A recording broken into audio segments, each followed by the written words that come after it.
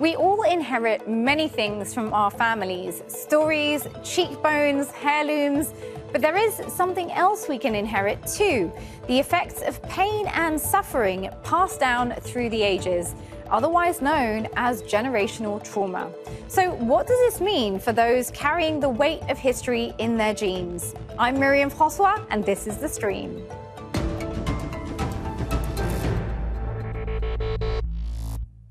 If you're on social media, you've likely come across at least one of these countless videos and skits being made about generational trauma, like this one.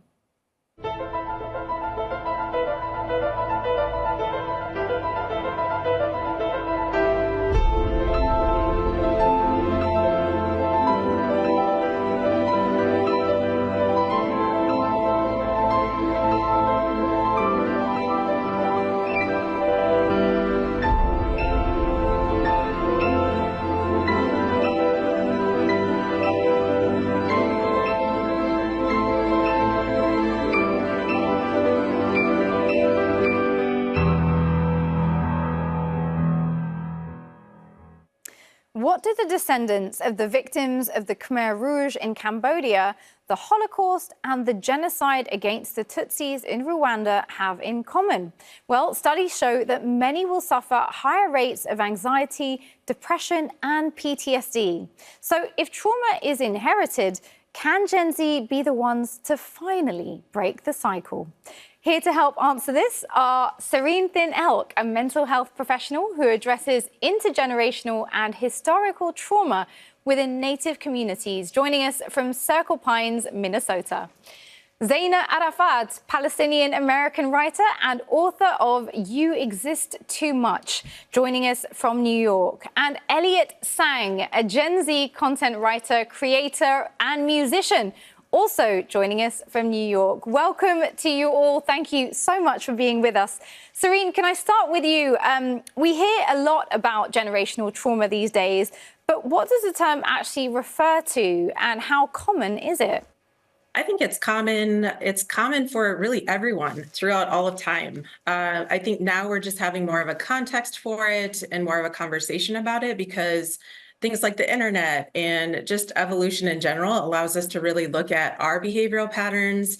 And I really see that when communities are starting to move out of survival mode, that they're able to actually slow down and process some of the things that our ancestors, because of being in survival mode through genocide and wars and oppression, just really did not have the space to do. And so generationally, things can be handed down through behavior, through now we're learning about epigenetics, and also and the Native way we call it blood memory. So things are handed down, resilience as well, not just the difficult things, but I think everybody can talk about how something generationally that happened to them impacts their personal life today.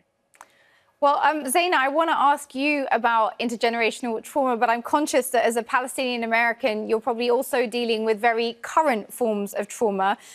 Do you recognize that inherited trauma in your own life, and how does it manifest? Yes, absolutely, I do. Both of my parents grew up under occupation. They both experienced the 1967 war, and a lot of their trauma went unprocessed. A lot of the fear and the constant uncertainty and living with daily violence, all of that just remained bottled up inside of them, and I think trickled down to their children, me and my brother, when it came time to have children. And a lot of that has manifested for me in this constant feeling of rootlessness and groundlessness, this feeling of receiving a lot of their anger that is mostly just based in some fear and hypervigilance that has been instilled within them. And also this constant sense of, I think, inferiority and internalized inferiority that comes with being part of a community that is being erased, being wiped out, being delegitimized and dehumanized.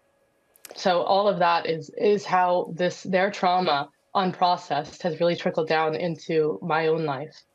And Elliot, I want to bring you in as our Gen Zer here. Gen Z are particularly aware of generational trauma. It's a big talking point on socials, but it's also one which sometimes gets mocked, doesn't it? It sometimes gets mocked for Gen Z as being too soft.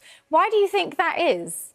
Well, I think that, as Zaina was speaking to, these processes of undergoing trauma and understanding oneself in a world that is constantly traumatizing leads people to inhibiting certain behaviors, certain beliefs about how to be an adult, how to be a grown man, that are oftentimes toxic, but are also comforting because they reassure you that the way the world is the way it's supposed to be.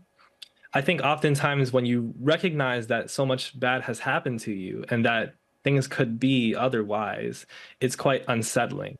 And it's often much easier to adapt when you believe things to be the way that they are naturally or the way that they are justifiably. And so it leads to some antagonism from older generations when they see younger generations try to recognize that and make actual changes to that. Well, it also turns out that our bodies can carry trauma. Here is a clip by producer Nadine Yasser to tell us more. Did you know that you may have experienced trauma even before you were born? That's right, the trauma your parents might have experienced in their lives could actually leave biological traces in you from as early on as a fetus. For instance, think of mothers with PTSD from the Holocaust, or pregnant women who were at the World Trade Center during 9/11. A study was made on some of their offspring, which showed that when they were born, they had low cortisol levels in their saliva. Cortisol is a hormone that helps the body return to normal after trauma. Scientists also found that mothers who had suffered childhood trauma might actually be passing down this memory to their unborn babies. They studied the baby's brain circuitry just as they were born and found a much stronger connection in the region of their brain central to processing fearful emotions with other regions. To put this all into perspective, all the eggs a woman carries in her lifetime are already formed in her ovaries while she's a fetus in her mother's womb, which technically means we all spend a little time in our grandmother's womb as well. This helps us understand how trauma might actually vibrate through generations and just how much more connected we are to our ancestors and their experiences than we might think. Serene, can I ask you about the connection between historical trauma and forms of poor health, particularly when it comes to your own community?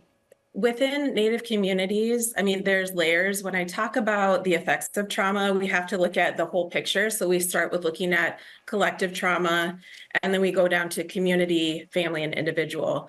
And what we know about the impacts of historical trauma, which is mass trauma emanating through generations, often through government policies. And so for our people, we know that for over 500 years, colonization has been a process. If we look at just the basics of the physiology of how within children alone, when they are taken from their homes in the way that they were through the boarding school era, and unable to speak our language and do all of the things that happen to our people, that the architecture of the brain just inherently changes, and their ability to form healthy attachments, high cortisol levels, all of those things are linked. If you look at the adverse childhood experiences pyramid, you'll look and see how all of the things that we experience mentally and emotionally are directly correlated to our mental health as well. And so we look at how the past impacts the present, but we also look at current oppression and systemic racism and all of those things and how they really do impact access to care and our ability to access those, I guess you would say, the best providers and things through Indian Health Service. We really have disparities there that need to be addressed in the mental health realm as well, because we know that it directly impacts our physical well-being. Well, there is a growing awareness among younger people of the need to examine certain behaviors within themselves. Listen to this guy. Intergenerational trauma in brown communities is a real thing because for a long time, I really thought that something was wrong with me. I would often get so angry, I was really impulsive, I was always trying, always achieving, trying to be the best. No, we can't change our parents, but what we can do is we can focus on our own healing to to then make sure that we can break this cycle of generational trauma so that when we have children, they won't have to grow up with the same challenges that we might have gone through. Elliot, I want to pick up on your reaction to that video and ask you a little bit about how you got interested in this idea of generational trauma and whether there was anything that you recognize in your behavior, in your friends' behavior that resonates with that. Yes, I think understanding my family's behavior, their cultural ideas, things that I really struggled with early on, became an ongoing process, which I'm still undertaking, of course, of trying to understand them, not just through having dialogue with them, trying to listen to them, even when it's at times frustrating, right? Because they'll say things that sometimes frustrate you with their worldviews, but also taking time to study their situations, right? And I think this is something that has also helped me understand the behavior of my friends. In particular, one example is through anxiety. Anxiety is something that I've recognized my own struggles with more and more as I go on. And through treating it, both through physically, helping the symptoms of anxiety, but also through working things out in my own brain, I noticed how much anxiety that I was holding in from the way that my parents were treating me, for instance, not just in a negative way, but the anxieties that they had about money, about work. And I noticed that a lot of my friends, oftentimes children of immigrants as well, like myself, also had significant anxiety issues that were related to work, that were related also to being insecure about oneself in a cultural context. And so anxiety is one of the manifestations that I think is the most fascinating and one of the ones that we share often and discuss often now as part of Gen Z. Zaina, I want to bring you in and ask you, you're a parent yourself. Is there a sense now that maybe there are mistakes that the older generation were making in parenting that need to be examined, that relate to that trauma, that you're maybe seeking not to repeat? Oh, yeah, 100%. I think that, so much of my own parents' experience and that generation's experience has been about minimizing the impact of trauma and sort of downplaying it and, in a sense, bottling it up, and which can be really invalidating both to themselves and to those who are the sort of recipients of, the way that trauma manifests and the sort of outbursts that can ensue.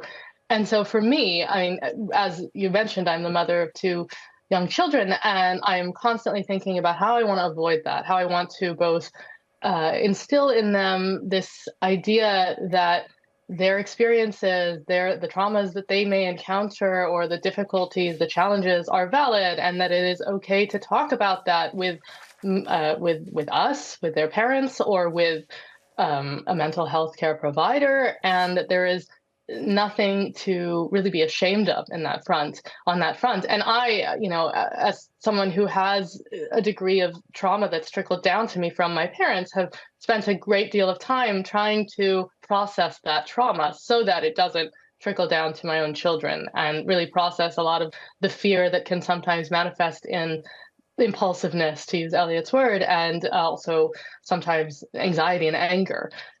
So yeah, it is something I'm very aware of as a mother, especially as the mother of two young Palestinians. Well, when we think about trauma, how far back might that trauma date? 1 generation, 2, 3? What happens when that trauma spans centuries? I don't think people really understand the ramifications, generationally speaking, when you have a people group who were legally not able to share how they felt for centuries at a time. If you have a generation of mothers who are pregnant, and while they're pregnant, they have to run for their lives. Yeah. They have to see whippings. They have to see emasculations. And the woman's body is tense. And then that child gets born. And then it's again. Then that child gets born. And then it's again. And then that child gets born. And then it's again. Fast forward to the lynchings and the bombings. You can't even go to church. Again, women still pregnant. And then you telling the first generation to get over it. I go, this is emotional, cellular anxiety passed down at the neck. And now studies are saying, we missed that in caring for the woman and child. We focus on nutrients only. Serene, we've heard Black parents on social media talk about the fact that they teach their kids not to, for example, ever lose a receipt or to keep their hands in their pockets so that they are, you know, visible to those around them. These are just some of the lessons that Black parents have to teach their children to try and keep them safe. But how do you support your children without reinforcing trauma? I think that when we ourselves, even if people in the systems of power do not see the things that we see, we have to empower ourselves to be able to become aware and then understand what do we do, how do we activate that awareness into something externally. And me being a parent, I think there's a lot of things that even, I'll just give really small examples of microaggressions that sometimes my children and I experienced around Thanksgiving and, you know, mascots and all of these things really perpetuate a lot of stereotypes. And so if we're talking about just psychological well-being and the impacts that microaggressions can have on children and families, it can really impact identity, racial trauma, all of those things. And so one way that I think parents can really talk about it is in a very factual way, like having the information, because a lot of children are in that stage of brain development where they're very concrete thinkers. And so if you get too far out there and trying to describe social dynamics, it can be a little overwhelming. You can do that, but I think if you talk about it in terms where you can say, here's the history, and here's a little bit how it has impacted even our family. And that's what I do with my children a lot. Just last night, my daughter was talking a lot about a lot of anxiety and things that she's going through. And I listened. And I think that's the biggest thing you can do is just listen with your whole heart and be present. And I think that is one part of breaking a pattern, is that you are not telling them to be quiet. You're not telling them they're going to be okay, or just move forward. You're actually giving space and time for that healing to happen just by your child not feeling silenced. And so I think awareness, providing information, and then almost coming up with a way to address those situations when they come up, because the realities are we do have to keep our children safe. And at the same time, we have to let them know that even with this reality, we do not want to internalize that oppression and internalize those negative stereotypes. We're doing it from a more informed place than before. Thank you so much. Zaina, can I bring you in? I want to ask you about whether we want to see structural changes to the ways in which society deals with generational trauma. We know that it's linked to things like poverty, compromised parenting, chronic stress, in unstable living environments. You know, do we want to see governments taking action when it comes to generational trauma? I mean, absolutely, of course, you know, especially when, you know, a lot of the government, like when I was just, you know, thinking about the fact of young Palestinians right now, seeing how Palestinian lives are essentially deemed to be less valuable than the lives of others, in the way that the media has covered the genocide in Gaza and this constant dehumanization. And I think that given, you know, these realities and the way that these identities and these communities are represented, and also the fact that many governments, including, you know, the U.S. government, has a role in a lot of this, in this violence and, you know, these representations, I do feel that they have a responsibility to also process or help to handle some of the aftermath of that, some of the trauma, the mental health issues that arise as a result of these actions and these characterizations and these policies. And so certainly, you know, in an ideal world, yes, the government does have a responsibility to think not only about the well-being, to think about the mental health and well-being of its citizens, as well as and those who are experiencing intergenerational trauma and this handed down trauma and, you know, the trauma that is a result of, you know, current situations as well. Yeah. Well, healing trauma, of course, can take many forms. Let's have a look at this video by Inuk singer Sheena Nova.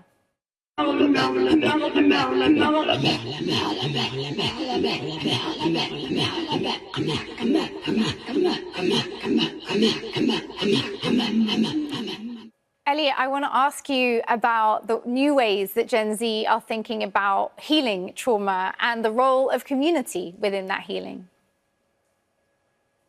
Yeah, this is an important part, a fascinating part that I think we kind of missed on when mental health discussions became more and more prevalent in popular culture in the past decade or so, is there was an emphasis on get yourself treated, go to therapy, take care of your issues, which of course is at the essence of a lot of this discussion of healing oneself, healing one's own mental health. But often misses the point that there's so little that ultimately falls into our hands as individuals. I think individualizing mental health is a huge mistake that comes from understanding mental health as being something that exists in a bubble. Our brains are reacting to things that are happening around us. And as a result, it is the community around us. It is the politics that govern that community. It is the historical context behind that community. It is the cultural forms, the media, the art. And it is also the ways in which we socialize, the time that we spend in the presence of others that is actually loving and actually has connection, the times that people are actually listening to us and hearing us without judgment.